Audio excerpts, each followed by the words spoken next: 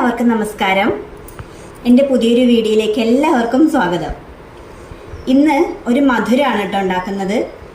എല്ലാവർക്കും അറിയുന്ന സംഗതി തന്നെയാണ്. റവ ലഡുവാണ് ഉണ്ടാക്കുന്നത്. ഇപ്പോൾ പലരും പല രീതിയിൽ ഉണ്ടാക്കി കണ്ടിട്ടുണ്ടല്ലേ. പക്ഷെ ഞാൻ എങ്ങനെ ഉണ്ടാക്കുന്നതെന്നുള്ളത് ഒരു സിമ്പിളാണ് കേട്ടോ. പെട്ടെന്ന് ഉണ്ടാക്കിയെടുക്കാൻ പറ്റും. ഒരു 10-15 മിനിറ്റേ വേണ്ടൂ. അപ്പോൾ നമുക്കത് എങ്ങനെ ഉണ്ടാക്കുക എന്നുള്ളത് കാണാം. അതിന് വേണ്ടുന്ന കാര്യങ്ങളൊക്കെ ഞാനിവിടെ എടുത്തു വെച്ചിട്ടുണ്ട്.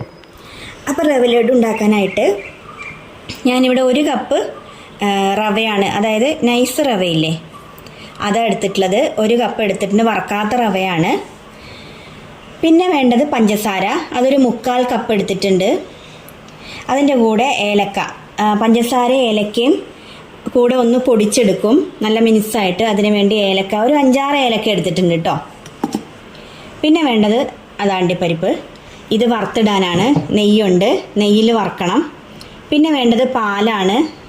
പാല് അതിൻ്റെ അളവ് നമുക്ക് ലാസ്റ്റ് പറയാം, കാരണം കുറേശ്ശെ ഒഴിച്ച് വേണം ഉരുട്ടിയെടുക്കാൻ. ഒരു പിടുത്തത്തിന് വേണ്ടി ഉരുട്ടിയെടുക്കാൻ വേണ്ടിയിട്ടാണ് പാലെടുത്ത് വെച്ചിട്ടുള്ളത്. അപ്പോൾ ഇത്രയും സംഗതികളാണ് റവ ലഡു ഉണ്ടാക്കാൻ വേണ്ടത്.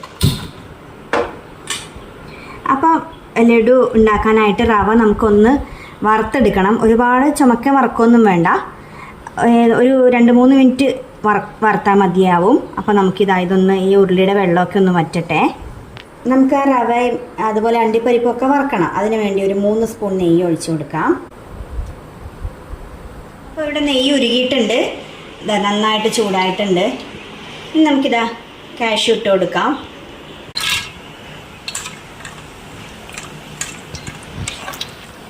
അണ്ടിപ്പരിപ്പ് ഒരുപാട് അങ്ങ് ചുമന്ന് പോവൊന്നും വേണ്ട. ഒരു ചെറിയ കളറ് മാറുമ്പോൾ നമുക്ക് റവ ഇട്ട് കൊടുക്കാം. ഇതൊന്ന് ചുമന്ന് വരുന്നുണ്ട്. നമുക്കിതാ ഇപ്പോൾ റവ ഇട്ട് കൊടുക്കാം. ഈ ഒരു കളർ ചേഞ്ച് മതി.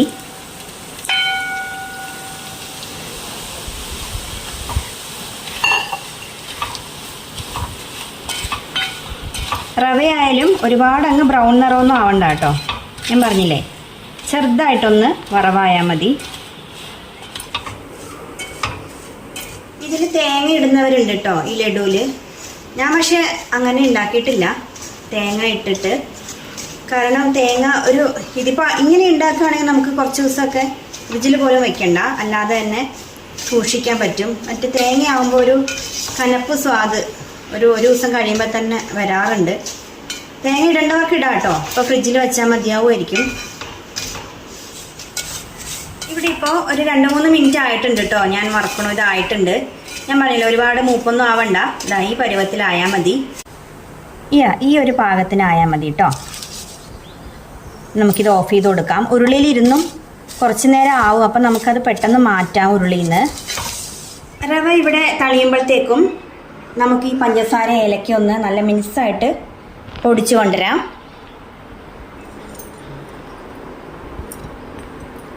കാരണം അത് ചൂടോടെ തന്നെ നമുക്ക് ഇതിൽ മിക്സ് ചെയ്യേണ്ടതാണ്. അപ്പം ഞാനിത് വേഗം പൊടിച്ചെടുക്കാം കേട്ടോ. ഇവിടെ പഞ്ചസാര നല്ല മിനുസായിട്ട് പൊടിച്ച് കൊണ്ടുവന്നിട്ടുണ്ട്.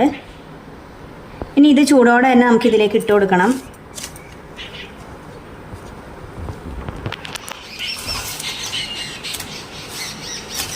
ഇത് നന്നായിട്ടൊന്ന് മിക്സ് ചെയ്യണം. എന്നിട്ട് നമുക്ക് ഒരു പ്ലേറ്റിലോട്ട് മാറ്റിയിട്ട് കുറേശ്ശെ പാൽ ഒഴിച്ച് കൊടുത്ത് ഉരുട്ടിയെടുക്കേണ്ടതാണ്. എന്നാലും ഇതൊന്ന് മിക്സ് ചെയ്യട്ടെ. ആ ചൂടിലിരുന്ന് ആ പഞ്ചസാര ഒന്ന് അലിയണം. ഇനി നമുക്കിത് ഒരു പ്ലേറ്റിലേക്ക് ഇട്ട് കൊടുക്കാം. ഇനി നമുക്ക് ചെറിയ ചൂടുണ്ട്, അത് കുഴപ്പമില്ല. കുറേശ്ശെ പാലൊഴിച്ചിട്ട് ഓരോ ഭാഗത്തുനിന്ന് നമുക്ക് ഇങ്ങനെ മിക്സ് ചെയ്ത് ഉരുട്ടി വയ്ക്കാം. എന്നിട്ട് ഞാൻ പറഞ്ഞുതരാം പാൽ എത്ര എടുത്തു എന്നുള്ളത്. അത് നമുക്ക് കുറച്ച് ഒരു പോർഷൻ ചെയ്യാം.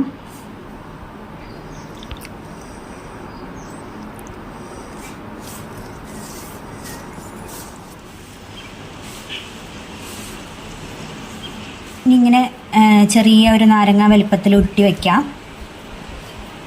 ഇങ്ങനെ ഉരുട്ടുമ്പോൾ നന്നായിട്ട് അമർത്തി പിടിച്ചോളൂ, അപ്പോൾ അത് പൊട്ടില്ല.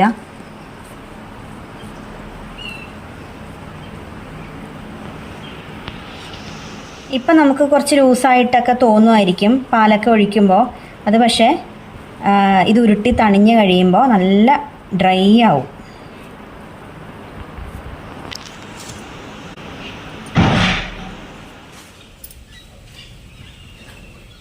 അപ്പോൾ ഇവിടെ ഇതാ ലഡു നമ്മളെല്ലാം ഉരുട്ടിയെടുത്തിട്ടുണ്ട്. കണ്ടോ, നല്ല ഉറപ്പുണ്ട് കേട്ടോ. ഏകദേശം ഒരു 1/4 ഗ്ലാസ് പാല് ആണ് എടുത്തിട്ടുള്ളത്. ഇത് കുഴയ്ക്കാൻ വേണ്ടിയിട്ട് ശരിക്കും ലേശേ വേണ്ട, ഏകദേശം ഒരു 3 ടേബിൾ സ്പൂൺ ഉണ്ടാവും. അത്രയും മതി പാല്. അതൊരു പിടുത്തം കിട്ടാൻ വേണ്ടി, നമുക്ക് ഉരുട്ടാൻ വേണ്ടിയിട്ട് ഒരു മയം വേണമല്ലോ, അതിന് വേണ്ടിയിട്ട് അത്രയേ വേണ്ടൂ. അപ്പോൾ പാലിൻ്റെ അളവൊക്കെ ഇത്രയേ ഉള്ളൂ. നല്ല സ്വാദാണ് ലഡു. തേങ്ങയൊക്കെ ഇടുന്നവരുണ്ട്.